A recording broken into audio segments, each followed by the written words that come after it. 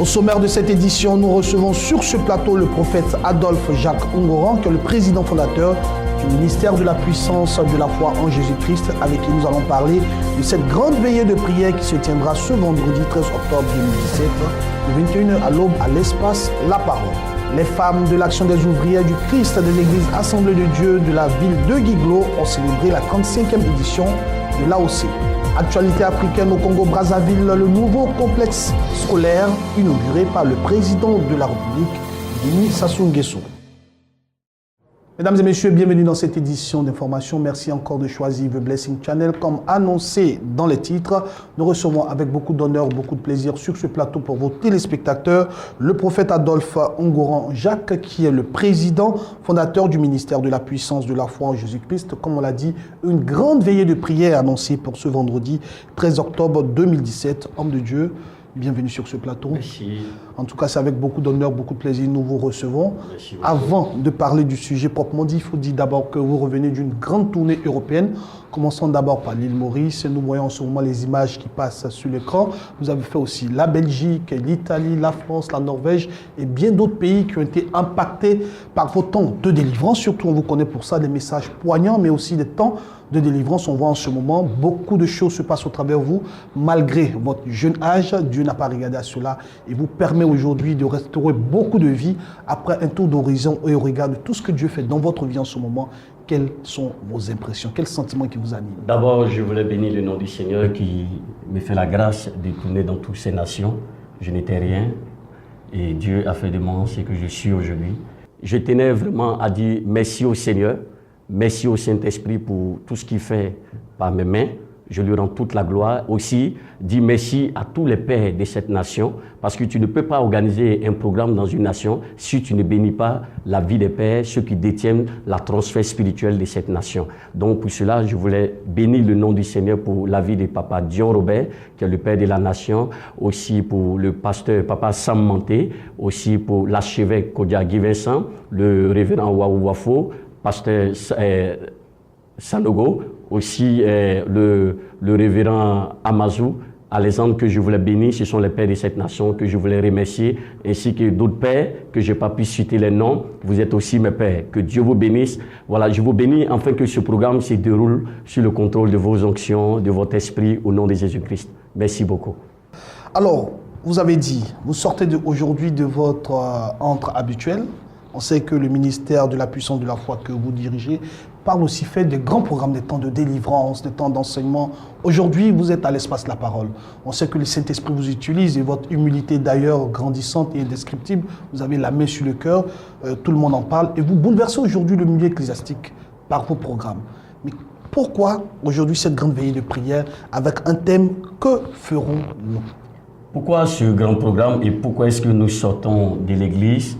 Nous sortons parce que ça m'a été révélé par le Seigneur. Il m'a dit, sors un peu, bouge avec le peuple. Nous partons en Gré à la 8e tranche pour ce programme parce que Dieu m'a dit qu'il y a plusieurs personnes au niveau d'Angré, même ici à Abidjan, en Côte d'Ivoire, plusieurs personnes. Et même au-delà des frontières de la Côte d'Ivoire. Voilà, il y a eu beaucoup de guérisons, beaucoup de miracles qui se sont opérés à l'île Maurice, aussi en Italie, à Paris, un peu partout, là où Dieu m'a amené. Ce n'est pas moi qui le fais, mais c'est le Seigneur qui le fait. Voilà, donc il y a eu des grandes choses qui se sont manifestées et pourquoi pas dans mon pays, sortir un peu de l'église, aller organiser le programme pour que les malades, les possédés, les personnes qui ont des problèmes, des difficultés soient sauvées, soient bénies, soient restaurées par la main du Seigneur. Voilà. Alors, vous l'avez dit, c'est un programme pour qu'aujourd'hui, non seulement la Côte d'Ivoire profite de cet impact et tout ce que Dieu a déposé en vous. Vous sortez de votre église, que ferons-nous? Un grand programme va se passer. Alors, pour ces personnes qui savent qu'aujourd'hui, Dieu vous utilise, beaucoup de choses se passent. Ils vont se déplacer ce vendredi 13. À quoi est-ce qu'on peut s'attendre? Qu'est-ce qui va se passer ce vendredi particulièrement? Vraiment, je bénis encore le nom du Seigneur parce que ce qui va se passer, c'est quoi? C'est que la Bible nous enseigne que là où il y a l'Esprit de Dieu, là aussi se trouve la paix et la joie. Donc je crois que là où le nom du Seigneur est invoqué, le Saint-Esprit se manifeste, le Saint-Esprit est là. Bien-aimé, ce qui va se passer, je ne veux pas que quelqu'un te raconte ça à l'oreille, mais viens et vois et entends. Il va y avoir des guérisons, des miracles, des délivrances, des esprits vont sortir. Tous ceux qui sont sur l'emprise du diable, sur l'emprise de la sorcellerie, je crois qu'à ce programme, ils seront libérés par la main du Seigneur. Je vous promets, tous ceux qui ont des fibromes, des kystes, des cancers, tous ceux qui ont des fièvres typhoïdes, si tu as AVC, n'importe quelle maladie, je crois qu'il y a un seul nom qui peut te donner la possibilité d'être guéri. C'est le nom de Jésus-Christ. Donc vous êtes tous invités, population d'Angré, population de Côte d'Ivoire, je vous invite. Si vous êtes à Gagnoa, à Daloa, si vous êtes à Toulepleu, un peu partout, ici à Abidjan, je vous invite à ce grand programme. C'est le vendredi 13. Venez massivement à ce programme parce que je crois que le Jésus qui guérit, qui a guéri dans la Bible, est capable de vous rétablir, est capable de vous guérir. Donc je vous attends tous à ce programme. D'accord. C'est un grand programme. On sait qu'un événement exceptionnel, homme de Dieu exceptionnel, c'est un programme taillé sur mesure, je pourrais le dire. Beaucoup de personnes seront restaurées, comme vous l'avez annoncé. On va un peu parler aussi des orateurs. Est-ce que vous serez le seul orateur qui allait conduire cette veillée?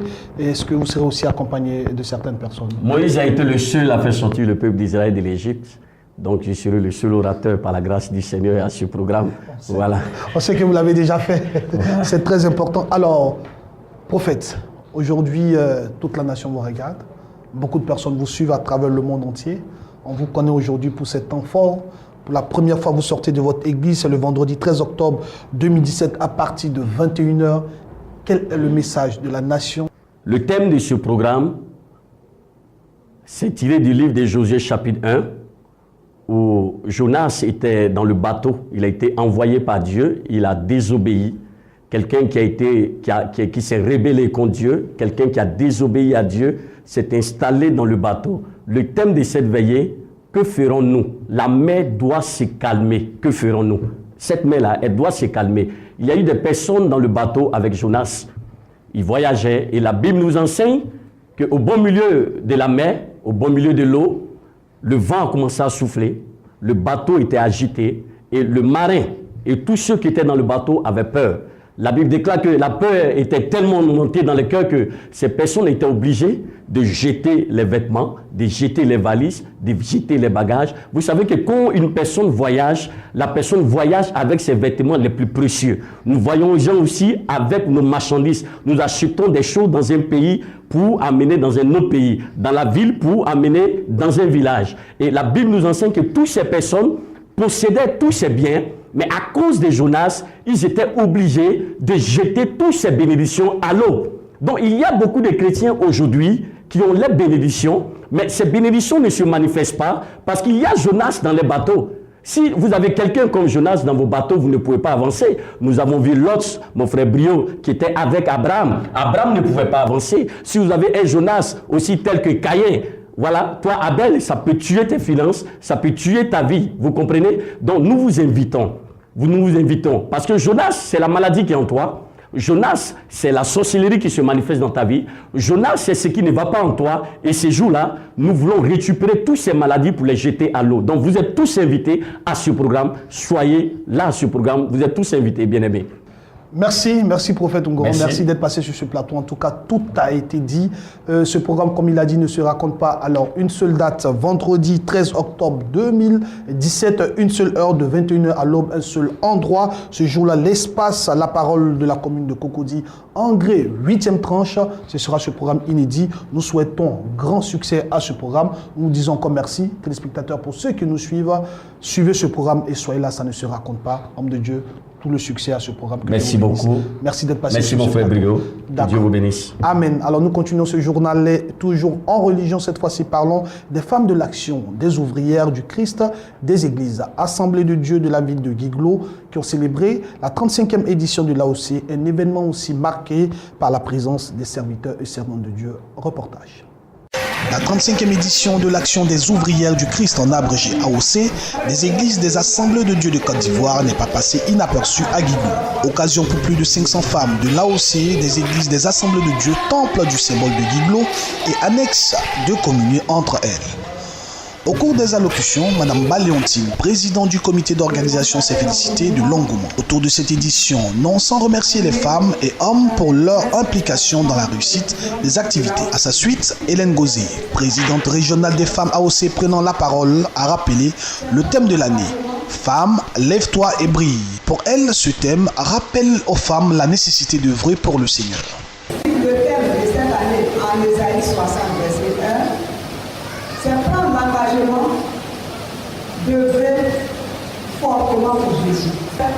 Cette fête de Lao est une occasion de passer un moment d'enseignement ensemble, de leur donner à manger, de nettoyer chez eux, d'encourager les groupes AOC, ANES AOC. Gauzé Antoine, pasteur principal de l'église Assemblée de Dieu du Temple, symbole, a d'abord conseillé une vie de prière, ensuite exhorté les femmes à briller par leur comportement en tout temps et en tout lieu, avant d'inviter l'ensemble du corps du Christ au travail, synonyme d'engagement pour le Seigneur. Esaïe a dit au peuple de Dieu, lève-toi,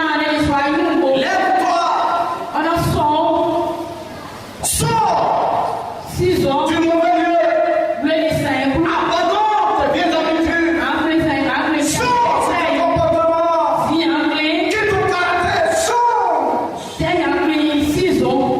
et travaille pour ton Dieu. Car ta lumière arrive, c'est-à-dire la bénédiction de Dieu arrive. Bien avant cette journée, les femmes AOC ont mené des actions sociales en faveur des populations. Opération coup de balai, les cours de la préfecture, sous-préfecture, dons en vivres et non en vivres, et enveloppes aux orphelins du centre d'accueil et des transits pour enfants en difficulté, en abrégé ECI, et de l'ONG Interventions socio-médicales alimentaires des veuves et enfants orphelins de Guiglo, en abrégé ISAMEVO. Signalons que le clou de cette 35e édition a été marqué par un défilé et un concert de louanges.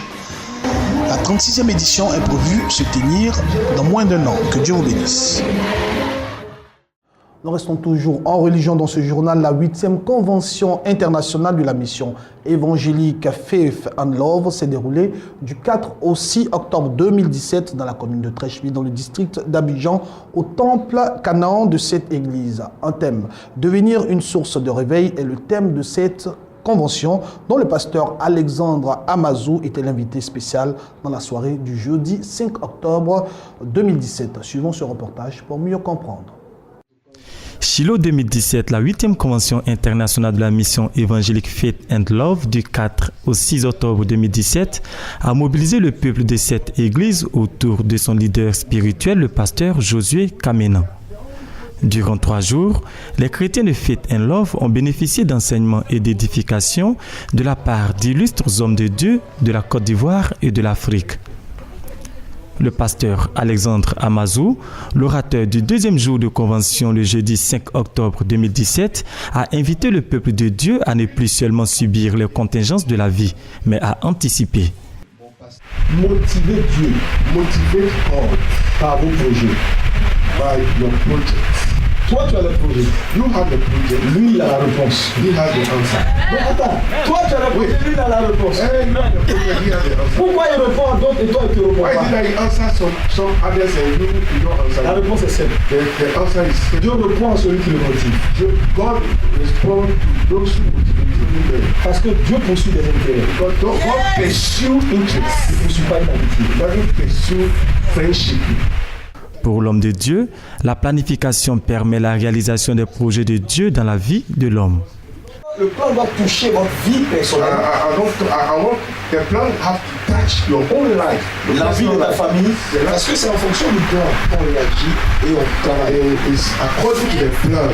Quel type d'église vous serez dans 10 ans? What kind of church are you? Quel type de fidèle le pasteur veut? What kind of members? En fonction de ça, il planifie. Même according to les enseignements qu'il leur donne. Even the teaching that he gives. C'est pour la moisson qu'il cherche. It's for the harvest. Depuis 8 ans, le thème de la convention de la mission Faith and Love est resté le même, à savoir devenir une source de réveil. Selon le pasteur Josué Kamena, ce choix vise un objectif bien déterminé. C'est un thème qui est inspiré vu le besoin de cette nation, la Côte d'Ivoire. On a senti que l'Église a commencé à s'endormir, l'Église a commencé à fermer les portes. Et cette mission veut emboîter et rester dans la même lignée que les pères, ce qu'ils ont commencé. Nous voulons continuer dans ce sens pour impacter et rappeler et orienter les enfants de Dieu que cette nation appartient à Jésus-Christ et que nous devons gouverner cette nation nous devons régner dans tous les secteurs d'activité. Nous devons voir les chrétiens à la tête de ce pays, les chrétiens être dans le gouvernement, les chrétiens être à l'instance des décrets dans la 7 nations. C'est pour cela que nous organisons cette convention avec le même thème. Nous sommes à la 8e convention avec le même thème, devenir une source de réveil, parce que nous croyons qu'en Côte d'Ivoire, Dieu va révéler une nouvelle génération avec une nouvelle mentalité pour impacter tous les secteurs d'activité. À travers le Shiloh, la mission évangélique Faith and Love se met en ordre de bataille pour un réveil spirituel en Côte d'Ivoire. Plus de 200 orphelins et enfants démunis de la commune de Port-Bouët dans le district d'Abidjan, précisément dans le sud, ont bénéficié d'une remise de kits scolaires. C'était le mercredi 4 octobre 2017. Il faut préciser que cette action de solidarité est l'œuvre de l'ONG UIFES, Union internationale des femmes de la solidarité, présidée par Madame Nicole Kofi. Notre correspondant était sur les lieux.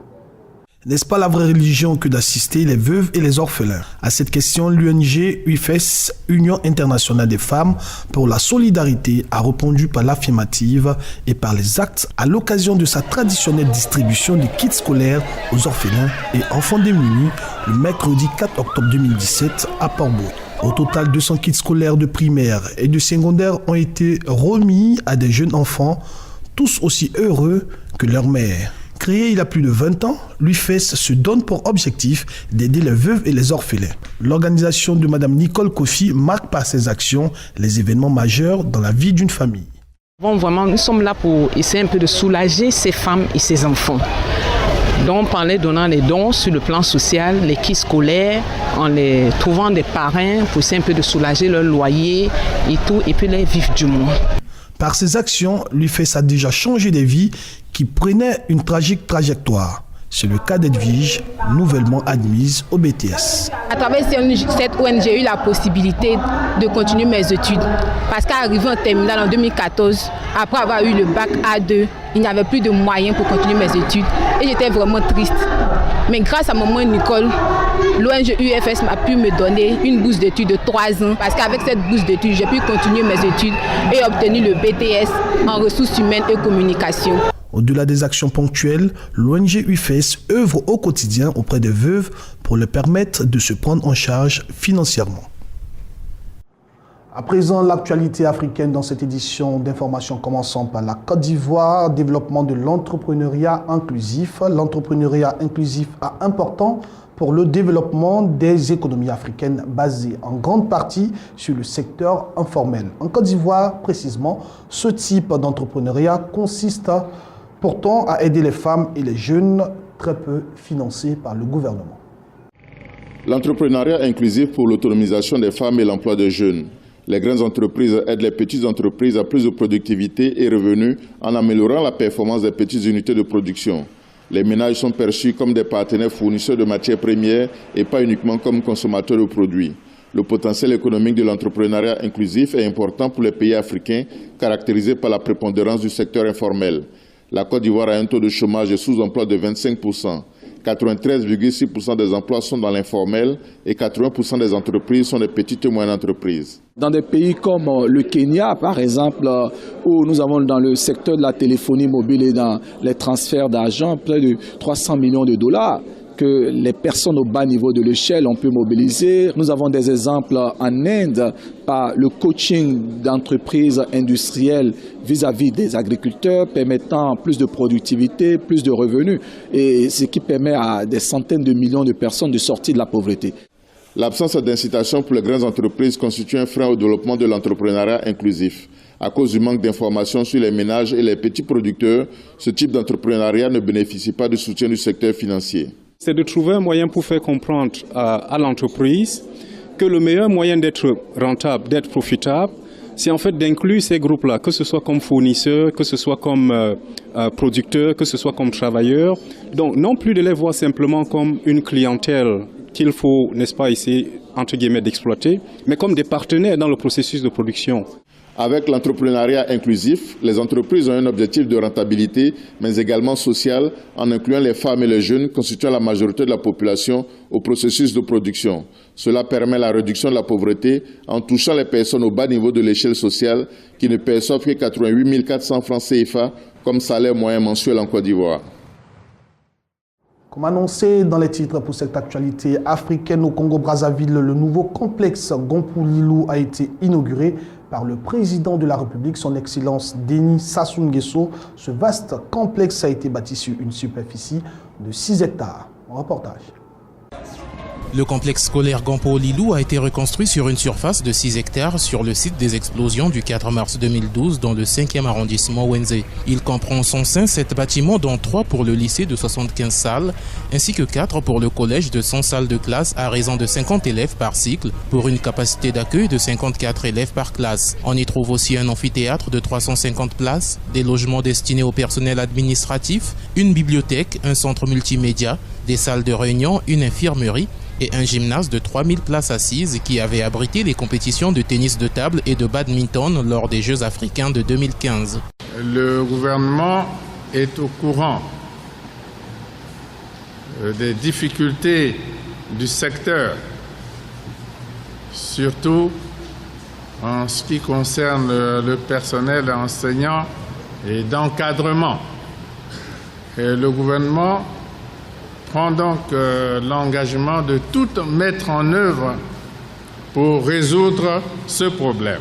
La République du Congo doit la réalisation de cette infrastructure au partenariat stratégique avec la Chine. Le coût des travaux s'élève à 27 milliards 674 millions de francs CFA pour les infrastructures et 3 milliards 811 millions de francs CFA pour la mise en norme du gymnase et des équipements. Entre ces faits et engagements, devant la volonté d'agir pour la postérité, les désirs des populations et les désirs des populations, on peut donc légitimement affirmer que le président s'est placé dans une logique d'avenir en misant sur l'école et l'éducation. Les travaux du complexe scolaire moderne Gompo-Lilou ont débuté en 2013 sur le site qui abritait autrefois le lycée Révolution et le collège d'enseignement général Gompo-Lilou.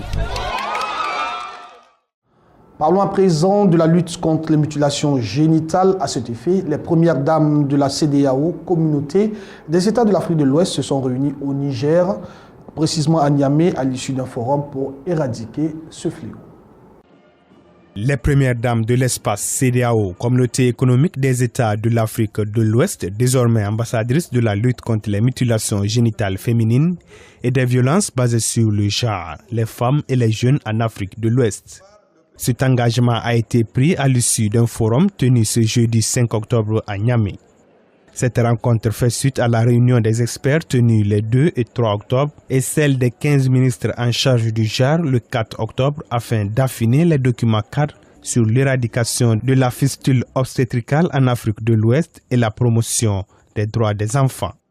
Une décision saluée par le président en exercice de la CEDEAO, le Togolais Faure Gnassingbé. Le présent forum se caractérise par la pertinence des thèmes abordés, autant que par l'acuité des aspects vitaux qu'il recouvre. Ces problématiques sont intrinsèquement liées au défi de la pauvreté, comme vous l'avez dit, et de l'insuffisance ou du manque d'éducation, ainsi qu'à des obstacles socioculturels. Au Niger, par exemple, plus de 700 nouveaux cas de fistule obstétricale sont enregistrés par an. L'une des recommandations de ce forum est l'intégration de la lutte contre les mutilations génitales au cadre législatif protégeant les droits des femmes et des filles dans les États membres de la CEDEAO. Ce séminaire est destiné à lancer un appel fort à l'ensemble des populations, aux 340 millions d'habitants de la CEDEAO, pour que nous puissions engager une lutte implacable contre ces phénomènes. La rencontre de Niamey contribuera, selon les observateurs, au renforcement de l'engagement politique des premières dames pour des solutions opérationnelles, dont entre autres l'adoption de politiques sociales et la mise en œuvre des programmes et projets pour investir dans la santé des femmes et prendre en charge de nombreuses injustices socio-culturelles néfastes qui menacent la santé et le développement des populations. Un mot de santé dans cette édition d'information et la destination choisie est l'Ouganda, des prothèses à bas prix pour des personnes handicapées afin de leur permettre de mener une vie de qualité. Reportage. Alan Serugo, un jeune Ougandais, a perdu sa jambe lors d'un accident il y a quelques années. Il vient ici à la rencontre de Julius Kabula, un technicien orthopédique qualifié qui souhaite voir plus de personnes handicapées porter des prothèses pour leur permettre de mener une vie de qualité. Julius a décidé de louer un espace dans un garage de Kampala pour fabriquer des prothèses à base de plastique recyclé et d'autres matériaux.